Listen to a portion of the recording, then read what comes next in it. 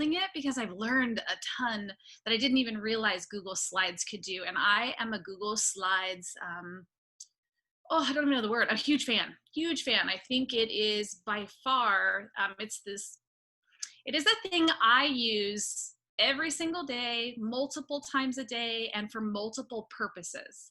So if you were here for our intermediate class, we talked about just some of those purposes that we utilize Google Slides for. So as our last friends are joining and you're getting the link to the slides, or there's a bit.ly address up here if you'd prefer to type that in up at the top. My name is Carrie Kunert. I'm shown here on the left, and I am a TOSA with our district working in digital curriculum. I have two friends that are joining me for this session today. Nicole Carter and Kristen McCartney are both also with digital curriculum with me, and they are here to offer additional suggestions, chime in, show you things, and also to help navigate the chat. So there is a Q&A document that they shared the link with you that they'll be putting in your questions, and if they don't get answered today, that Q&A document is something that we'll go back to and continue to add answers there for you. Since we only have 45 minutes and always way lots of stuff to share. So hopefully you have access to this slide deck. I'm going to go ahead and jump into slide number 2. Always want to make sure that you know that this session is being recorded so people can watch at a later point in time. And again, if you've missed any PD on the Patio sessions, we do have a YouTube channel where they are all linked for you. So there are lots of things that you can watch at your own convenience. But can you do me a favor? We actually just left a meeting. Can you do me a favor really quickly? And if you could plan your own pre-service week, right? If you could choose one technology session that you really are hoping that we offer, right? Like I really wish you would have a session on, you fill in the blank. If you can slide that into the chat, that will help us. We have this enormous list of PD offerings that we can teach, and we would love to see what's kind of bubbling up to the top. What are the things that you want to know right now versus something that you're willing to learn in October, November, right? So if you can help me out and just stick in an idea if you have it, that would be super helpful to us. All right, I'm sliding down to slide number 4, which is the way I organized my brain in this. This is totally just my own doing here. We taught a class on Google Slide Basics, and the recording is linked here at the bottom, and these were some of the topics that we went over. Yesterday, we had the intermediate course, and these are the topics that we went over, and the recording is down below. And this slide deck, like I referenced, the slide deck is actually content for all 3 of the courses. And again, I'm not going to be walking through every single slide there, even in the advanced section, but I put in videos for you. I put in links for you. I put in tons and tons of things that you can go explore on your own, right? When you have time to do that. Like, I really want to learn more about choice boards. Great, awesome. Go to that page. Hot linked on here, like we learned how to do in the basics class. Hot linked, it takes you to the page, and there are resources there that you can explore. This is an ambitious menu for 45 minutes, and now 40 minutes, but we're going to try to get to as much as we can. And I realize that it would be awesome. We got some feedback from the last course, and of course, it would be awesome if I had 45 minutes to teach you, right, like each one of these separately. It would be fabulous if we had 45 minutes just to do HyperDocs, right? Just to do Bitmoji Classroom. So if that is something that interests you, slide that in the chat and perhaps we can schedule that kind of a class. So as soon as this recording is done, I'll link it here for you as well so that others have access to it if they need it. All right, friends. Here we go. We're going to jump right into the advanced section. So at the top, the green button right there is a hot link, just linked to, it happens to be slide 57. So if you can jump into that advanced section, you are welcome to have Google Slides open and working with me.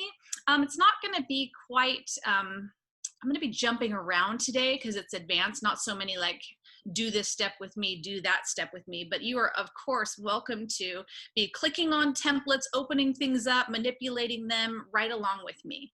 So we're going to start with a pretty big topic.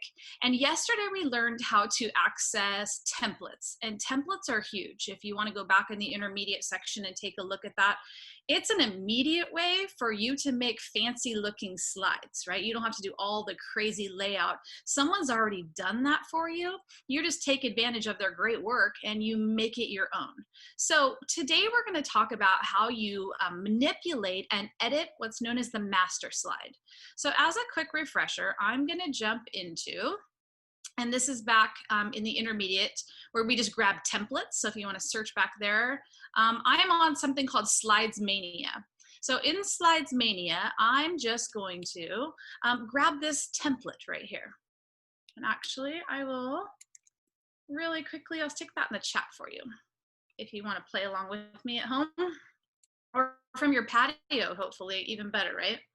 All right, that is where I'm at, and I'm just gonna grab this digital notebook. We talked a little bit about digital notebooks last time. I'm gonna go down, scrolling. I have the option to download it in PowerPoint or Google Slides. I'm gonna open it in Google Slides.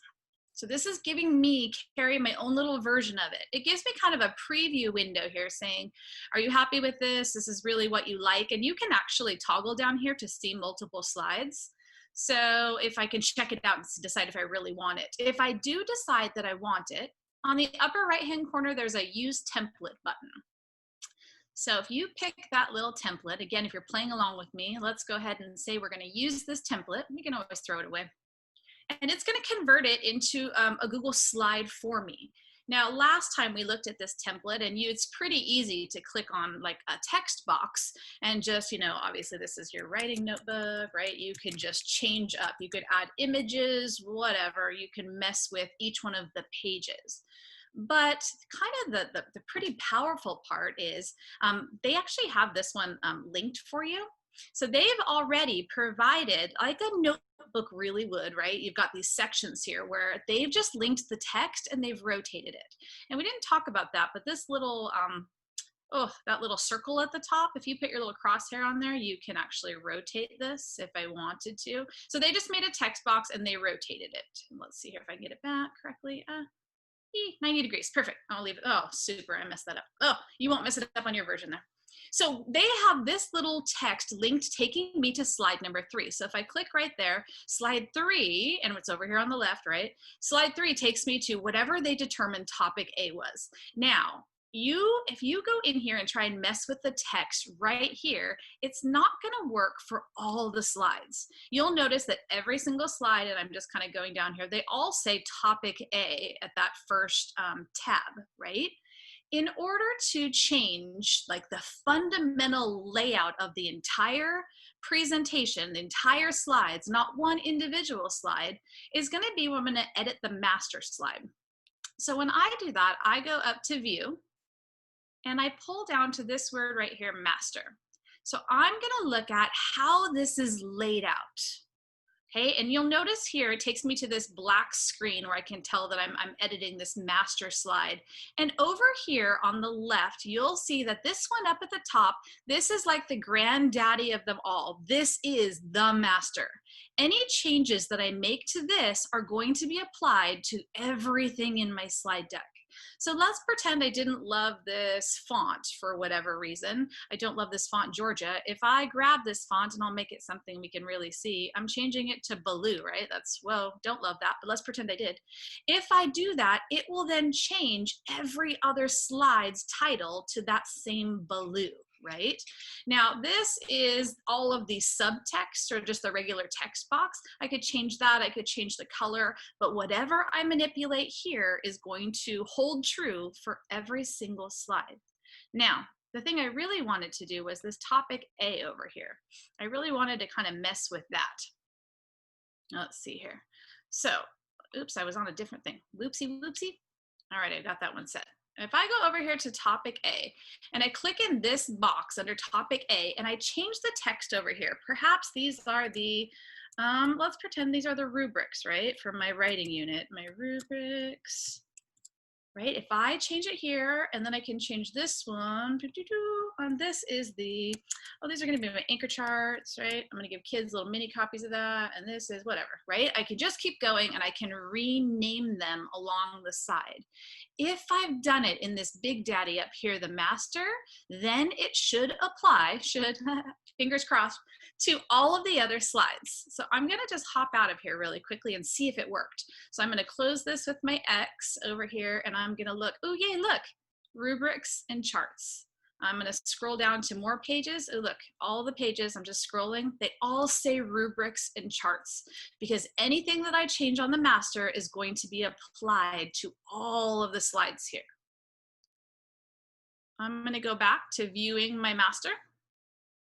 And you might have noticed that beneath the master, so I have the big daddy master, and I don't really want that little slides mania thing on the side. So if I delete it right here, I will give proper credit, but I want to put my own title or whatever. If I take it off, again, it's going to apply to all the different slides.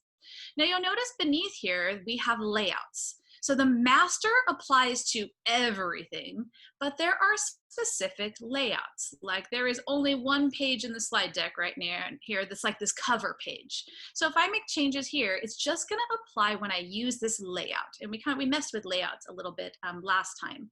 So all of these pages, now I wanna show you this one right here. You'll notice right here, I am on the first one that really is topic A. And what did I say that was? I think I said it was rubrics.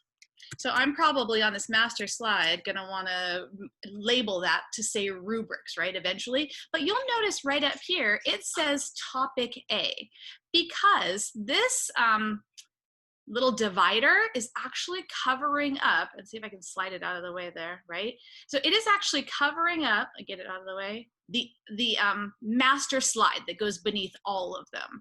So if I can move that back for us, move that back, beautiful. So I am gonna have to go back just on this one right here, and I'm gonna have to type in rubrics because it's covering up the work that I already did on the master, if that makes sense.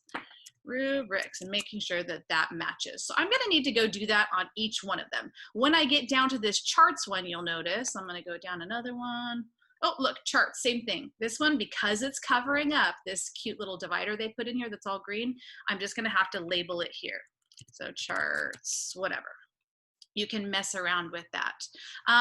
So I wanted to make sure that you saw that. I'd have to go in here and mess around with all of them, but they have all kinds of options down here. Aligned paper. Let's pretend I want an entirely new template, right? I could create an entirely new template to add in here if I wanted to, which I do right now. I want to add an entirely new one in there. So I can add in a brand new one. Okay, it's gonna just give me one layout to work with, and I can manipulate this one. So hopefully that's kind of a quick and dirty.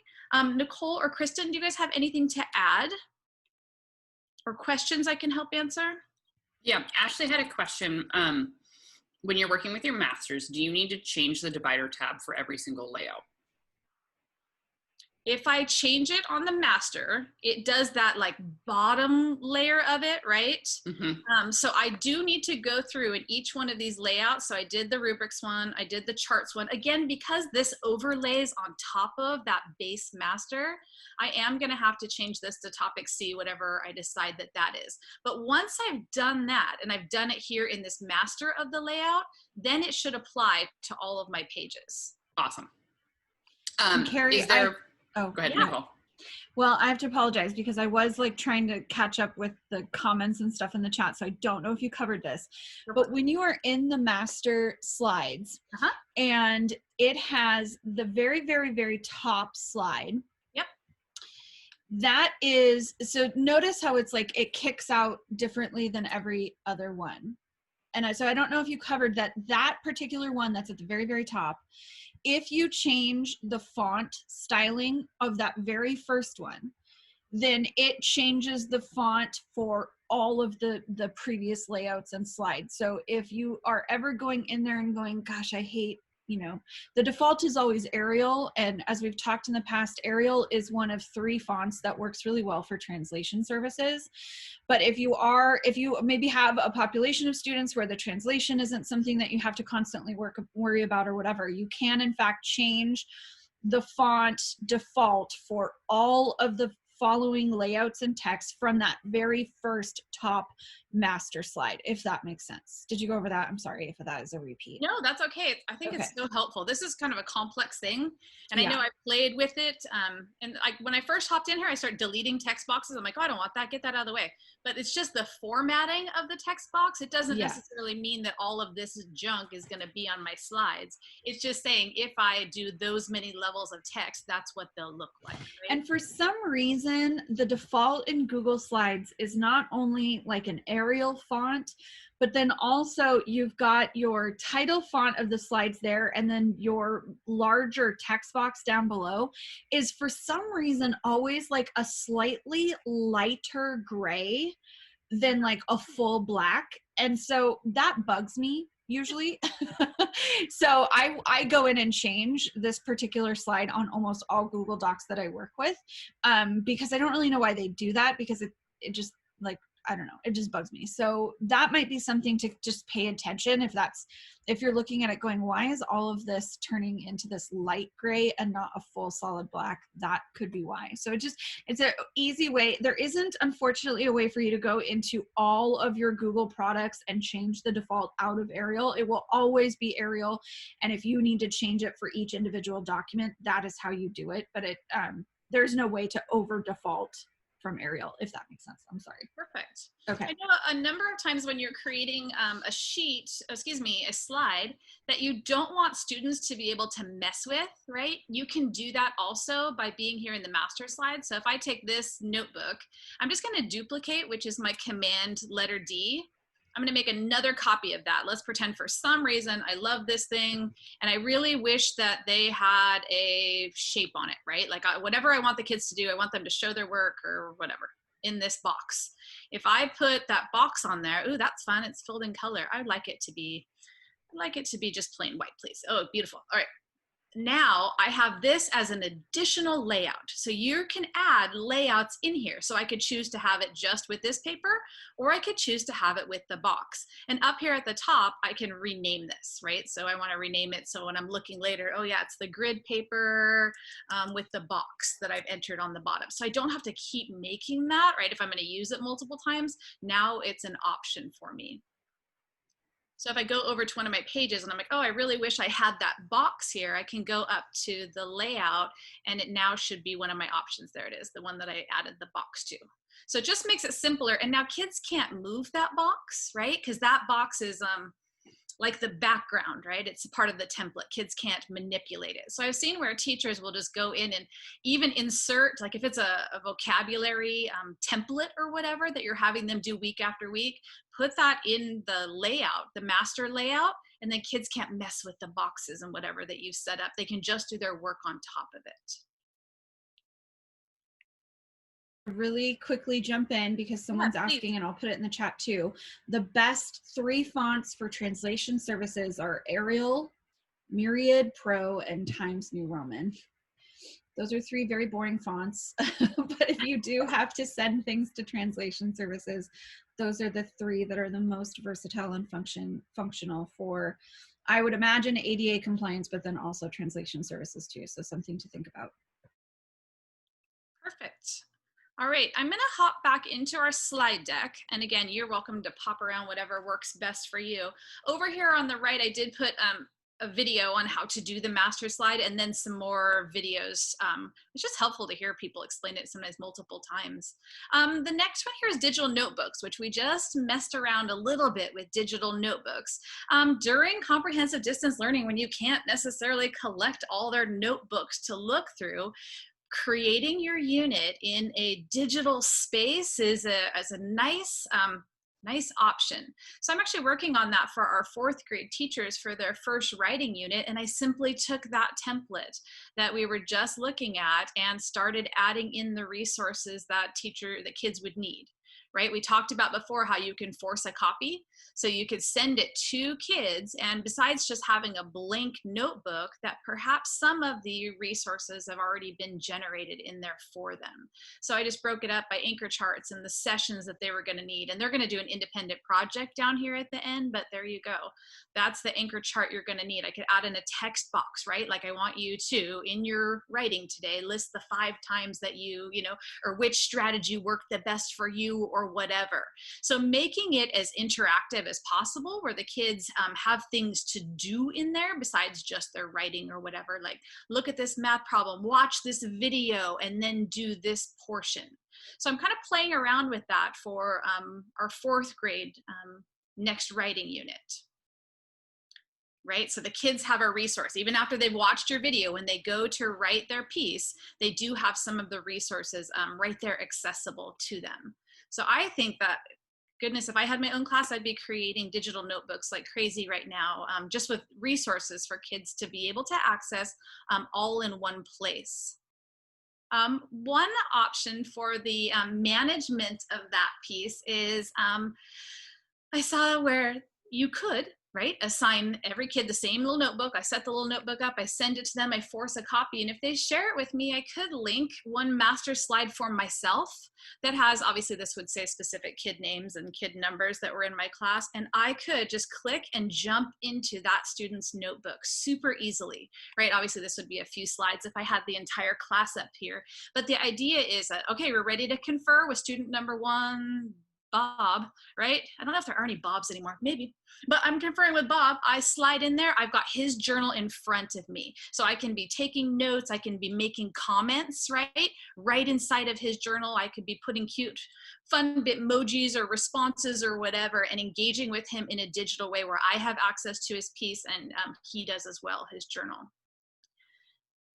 On slide 61, here are just some more examples of journals and that teachers have done. I think that always helps me the best when I can see what people have done. We have an example of an ELA one. You're welcome to poke around and check out a science journal. And again, they all grab those templates from the templates places that we talked about last time. Now, I haven't, to be honest, explored this next concept, and I don't know if Nicole or Kristen have, but my fear is, okay, I send them all their little writer's notebook, and then there's something that I forgot, or I wish I would have put in their notebook, and it just take too long to have the kids all figure out, right? You could all paste this in or put this video or whatever. But this video right here, I watched it like a week ago. I have to go back and watch it. She has a way that you can push them out to students. Have you explored this, Nicole? No. Yeah. So sorry. your homework is to watch this video, figure out how to do it, and teach me how to do it. But I did see that it is an option. So they're saying that you can, once it's sent out, I believe it's through a Google form where the kids, anyway, fancy teacher magic stuff. I haven't done it myself. I'd probably be hey kids, paste this in your notebook, right? Yeah, I think, and we do have one person asking in the chat that Google Classroom used to allow for you to have like a teacher template that when they click on it within Google Classroom, it automatically makes that copy for them. In this instance, there are ways, as we showed you in some of our previous sessions, for you to force a copy for your students. But once they force the copy, they now own it. So even if you were to change your original master, it doesn't update the student options unless we watch this video and see the magic. But I'm guessing it's like it looks like, is it an Alice Keeler video? It looks like Alice, which means it's probably got some magic, technically advanced script running in the background that might be really difficult for us. So I will just say this: once you force that copy to your students and you did make a mistake or forget it, it might be something during a synchronous instruction where you need to tell the kids, hey, I'm going to drop this video in the chat. I need you to paste it to slide 9. I forgot it. I mean, there's no other way. I think I think that might be the easiest. That would be like extra super advanced if you figure out how to do this. Yeah, unfortunately. So okay. Let's see here. The next slide 63, I shared yesterday in the intermediate class. Edu protocol templates, right? Like all the kids know when you say, just normal class expectations, when you say this, they know exactly what they need to do, right? Maybe it's lining up, maybe it's their reader's note, but like you teach all of those procedures. We're gonna need to do the same kind of thing online. So when you say to kids, all right, guys, we're gonna use sketch and tell, they all know exactly what that is, and you don't waste all that instructional time going over how to do sketch and tell. So here are just some examples, and there are way more online, but I know a number of people mentioned in their feedback yesterday where there's some more of these. They loved the idea of thin slides. You only have 3 minutes. Everybody grabs a slide. You're going to put in a word, an image, you know, whatever. So they start to know, all right, guys, it's time for a cyber sandwich. Get with your partner, go to town. And if they know those protocols, then they can jump in. So those are some more ideas for different kinds of protocols for you.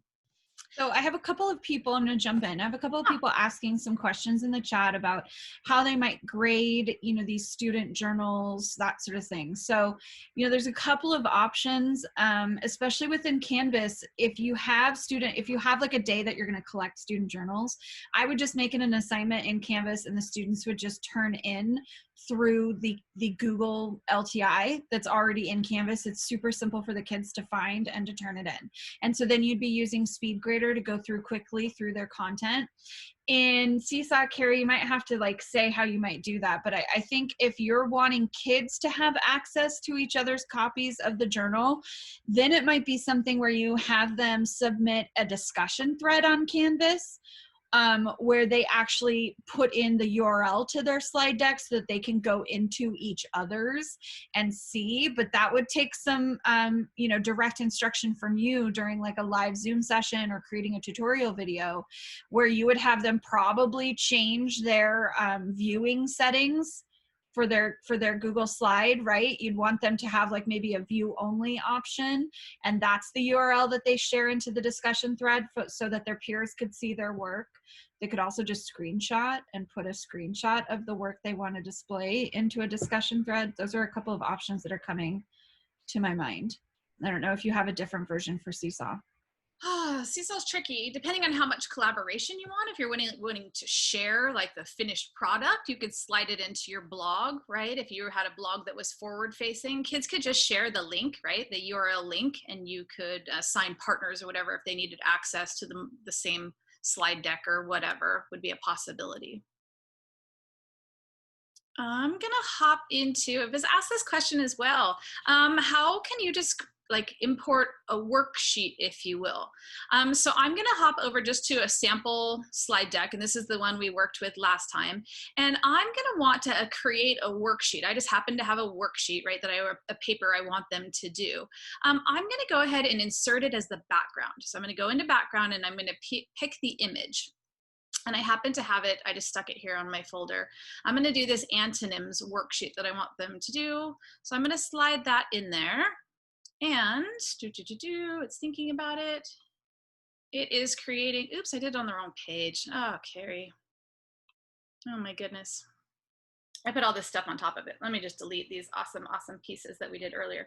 Now you will notice that it is in a funky layout. That page was a portrait versus a landscape.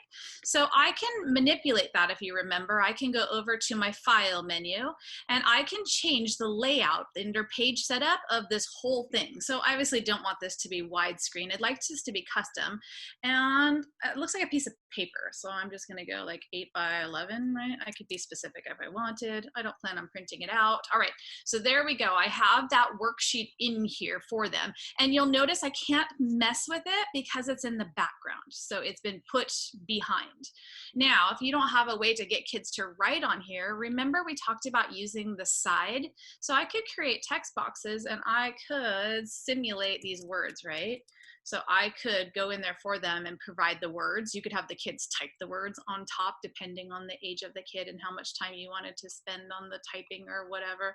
But you could just stick the words in there and then the kids could slide them in, right? And if you remember, once you get the formatting the way you want, instead of having to do that every time, once you're happy with the formatting, and again, there we go, I'm happy with that formatting. if I have the blue little border around it, I can just do Command D and duplicate it.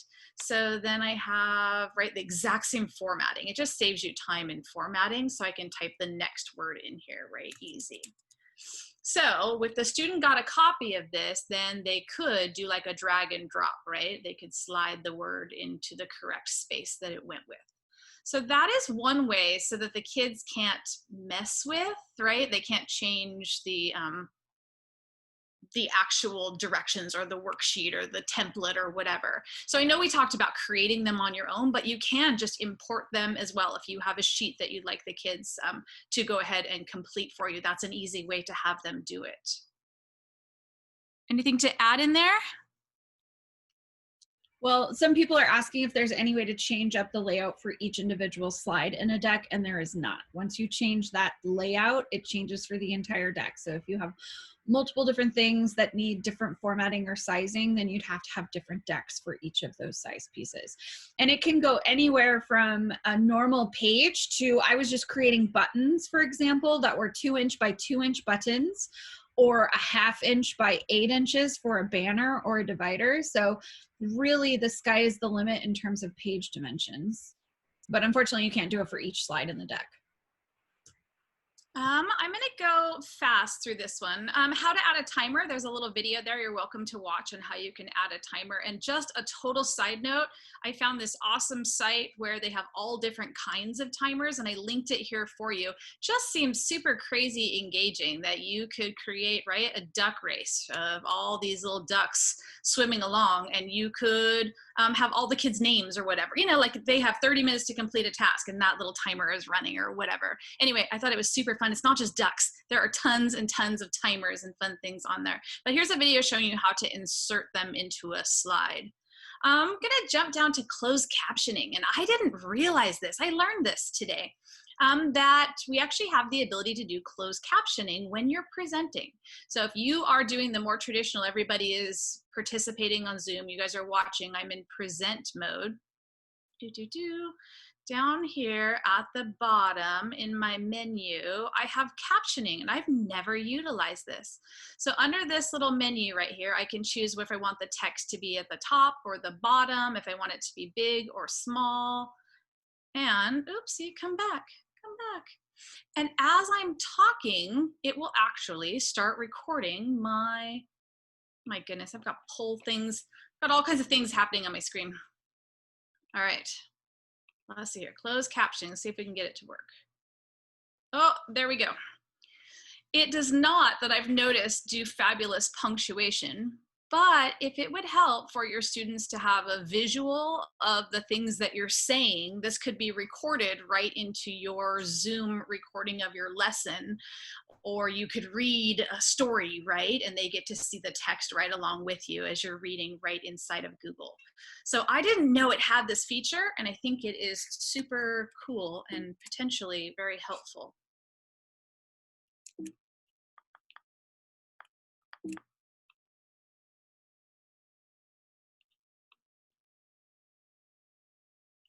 Okay, friends. How do I get out? Let me out. Oh, yeah, there we go. It let me out. It wanted me to stay in there and keep doing closed captioning for you. All right, another thing that I wanted to make sure that you knew is I'm not a fabulous typist. So I utilize this a lot. It's the fact that you can insert your voice, you can insert text right here in the speaker notes. So down at the bottom, I just put my little cursor right here. And let's see, what is it under? Do you remember, Nicole? Yeah, it's under tools. Thank you. Sorry. That's okay. Voice type speaker notes. So this could be potentially helpful for students. It gives me this cute little microphone right here, and it will put in whatever text as soon as I start talking. So I'm talking right now, and it is, oh, that's awesome. I probably need to speak more clearly and enunciate my words a little bit better so that it can understand everything I'm saying.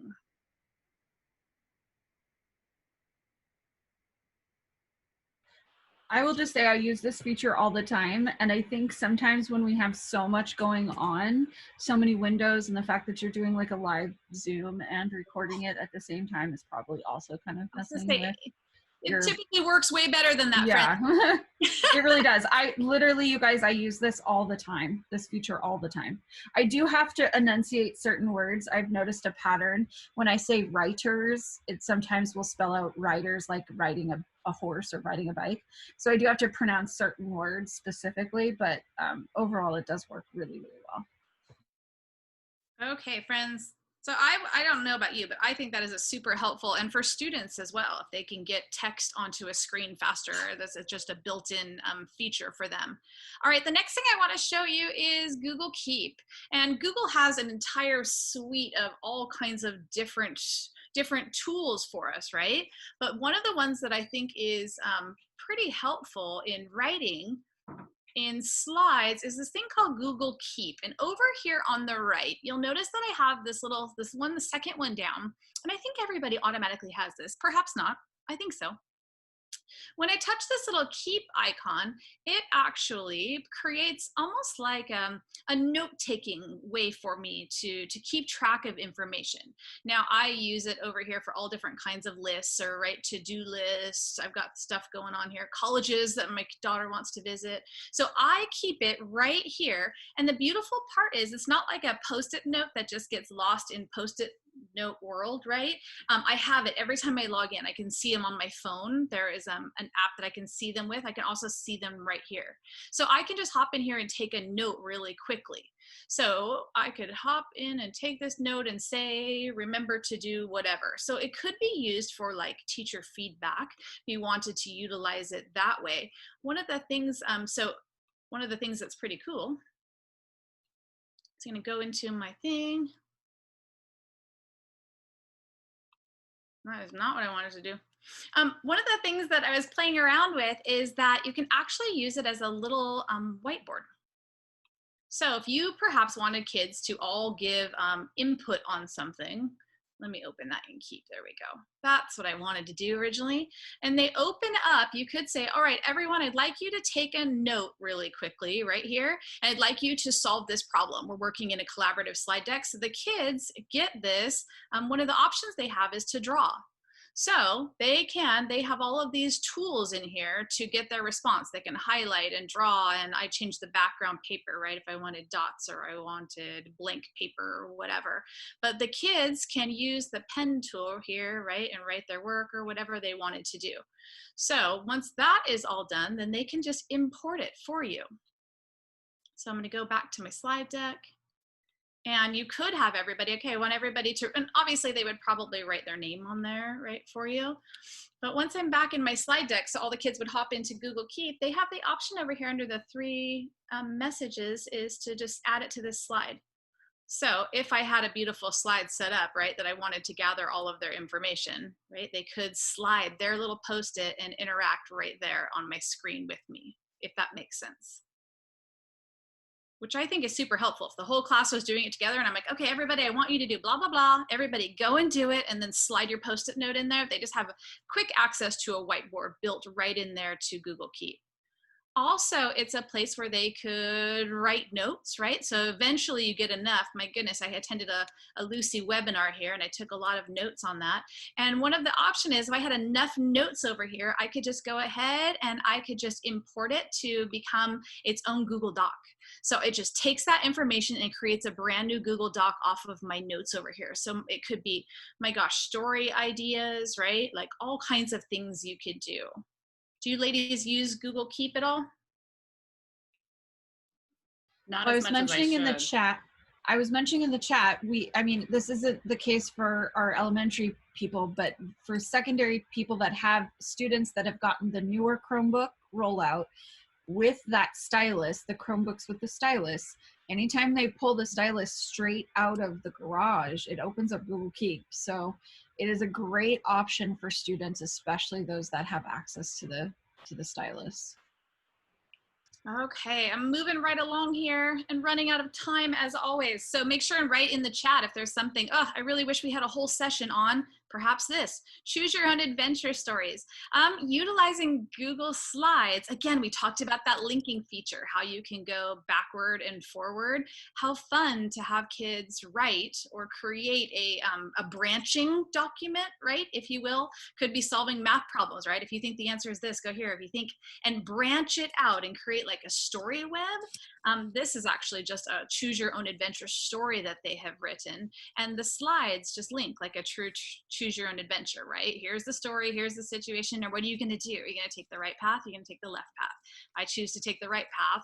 That's what happened to me, right? You can go back, okay, what would have happened if I took the left path, right? So these were super big ones. It shows how old I am. But my son just recently discovered choose your own adventure, and they're just so engaging. But the level of skill required to write one or plan one out is pretty advanced, that they have to, what's that going to link to? How's that going to work? So here's a storyboard example, and here's a template for how kids might get started. But it's simply, right, it's just Google Slides, and they're just linking. So the kids come up with the premise for the story or the title or whatever, and then they branch it out. Right? If you chose option B, this is what's going to happen, right? If you chose option C, here's what's going to happen. So it's really kind of a simple idea, but making sure that they've done all the linking. Remember, we talked about that before, how you link to the specific page in the slide deck, making sure that it progresses.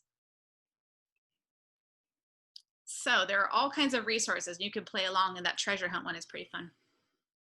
Another really cool concept is just utilizing a Google slide to create what teachers are referring to in Bitmoji craze land, creating their own class apps. Now, it really isn't creating an app. What it really is, it's just creating a Google slide, but it's creating this little Google slide and formatted in specific dimensions. So when it's opened on a parent's phone, it looks as if it's an app, right? So they could bookmark it to their home screen, and they could touch that little app and all of these little icons. It's just a Google Google slide. All of these would go to pages, right? So this would go to a different slide. This would go to a different slide. The teacher just has it organized, making it look as if it's an app. So it looks kind of fancy. So there is a 2-part video series here if you are interested. And again, that's a class that if you're interested, we could teach that class during pre-service week, but how to set up your own class app utilizing Google Slides. Kind of mind-blowing. Oh my gosh, more fun. Creating stop motion animations. You can create your very own mini little movie. And I have an example here. We actually have Nicole made one. I have your example on here, Nicole. This is just a series of Google Slides. So it is Google Slides where they have slightly altered the images. We slightly move the apple, and there are tons and tons of slides in here. You'll look on the bottom left, you'll notice there are 16 slides, and it's just looping. We're just playing it in a big loop right here, all 16 of the slides. So you can create these little mini videos, right? Just in slides. So here is an example, and this was a teacher. This is a teacher who decided that she wanted to create a header at the top of her. She did it for Google Classroom, but it certainly could be put right into your Canvas homepage or your website or whatever. She made this little image. It was just a wall, right, and her name, and she put her little Bitmoji on there. She also changed the dimensions, remember? So we go under File, and we do page setup, and she did a 16 inches by 4 inches. And remember, we have the option to do that custom one, and you can make them whatever size works for you. So she created this little thing. Now, all she has done is she's used that command letter D, and she has duplicated it. So I'm gonna duplicate it. It's gonna make another version with that Bitmoji lady in exactly the same spot.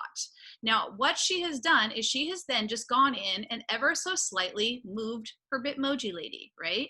So if you look here, I'm going to just go down her little slides. Bitmoji lady just starts moving across her name. And it looks like she's going to do an awesome cartwheel. This is just her. I'm on slide 13. I'm just scrolling my little self down here. Bitmoji lady, she's going around. She then got extra fancy, if you're feeling it, which is nice to see you. She just took a picture of herself and she used the remove BG, and I believe I have that linked in a slide there for you soon. She had herself appear there with a transparent background, so she's a part of this little animation. And oh, her girl is dancing, she's celebrating, she's got lots of things happening. So this is 25 of the exact same slide, right? The background is just moving that little Bitmoji and inserting the teacher. Now I have a video showing you how to do this, but she put it into this site that, again, I didn't know about, this site called Tall Tweets. And it's going to pull up, when you pull up here, you're going to say that you want to go in the Creator Studio, and it says, okay, which Google slide do you want to animate? So I pulled up the Google slide that I just animated, and it says how fast do you want them to go.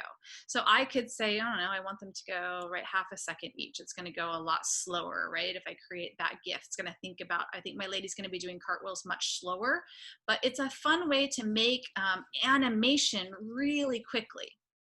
So I think that's a fun, engaging, and I do like the fact that she has her own face on there in addition to her Bitmoji, but she's connecting the two visually for kids, and of course it's going to go slow.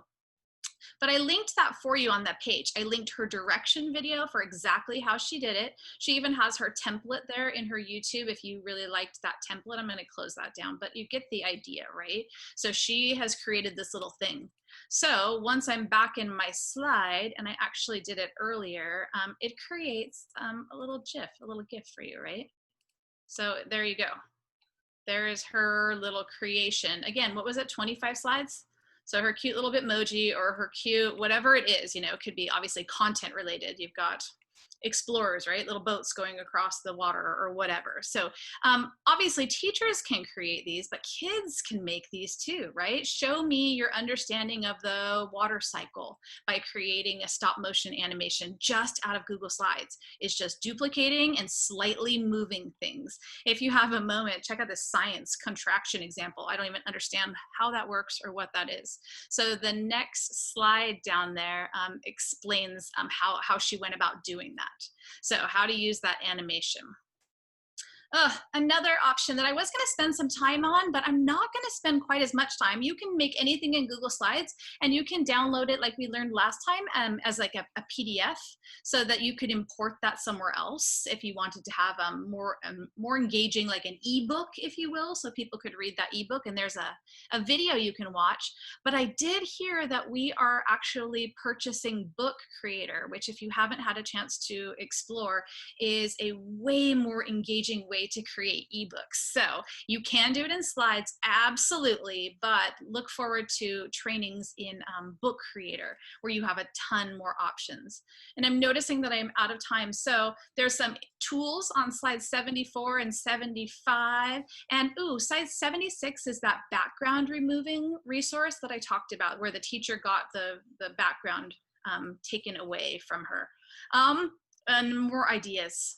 Super more ideas. The whole rest of the slide deck are examples, how teachers are using slides. And I think that's the best way to really think about what you might want to do. You see someone's example and you're like, oh, I could totally do that.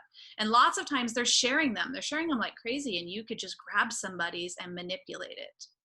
Before I jump to see if we have any time for any questions, I'm sorry, I'm trying to go fast, so much to cover. Slide 127 does link you to some additional training. So there are some additional classes through Google about Google Slides that you are welcome to go explore there and learn more. And slide 128 is our wrap up, our 3-step finishing process. If you can take a moment, please, to fill out our feedback form. Again, we're really looking for what are the courses that you want to have available to you. We did find out that we get some time during pre-service week, and I believe on Wednesdays we'll have time for sessions as well. So we want to make sure that that is what you need. And make sure that you're registered within TeacherSource to make sure that you get credit, and then make sure that you click on the correct self-check-in. If you are here attending live, you are clicking this word advanced, and if you are watching it recorded, this will be a live link for you to get credit as soon as this session is over and I have uploaded it. Oh my goodness, I know that was a lot of information, but are there any super easy questions? No.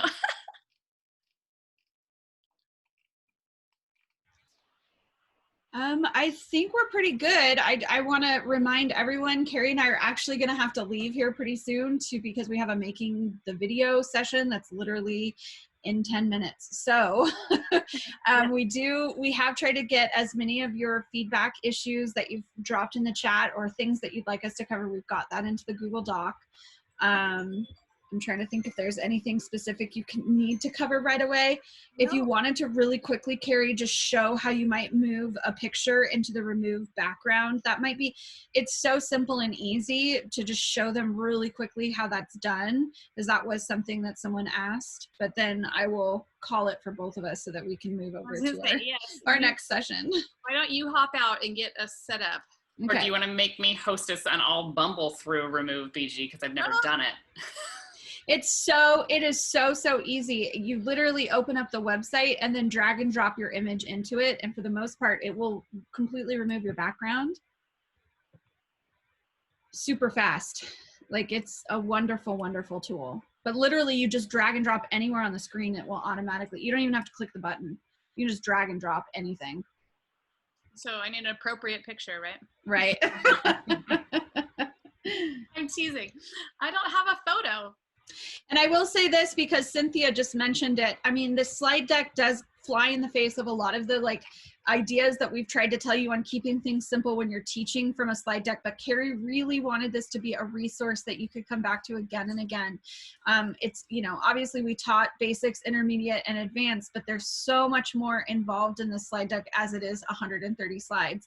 Please make sure you add this to your Google Drive, even hit the star in the top right-hand corner so that it's in your favorites category, and come back to it again and again, because the amount of things that are linked in here via videos and examples, this could keep you going all year long, really. So, and if you forget to link it, it's in Teacher Source.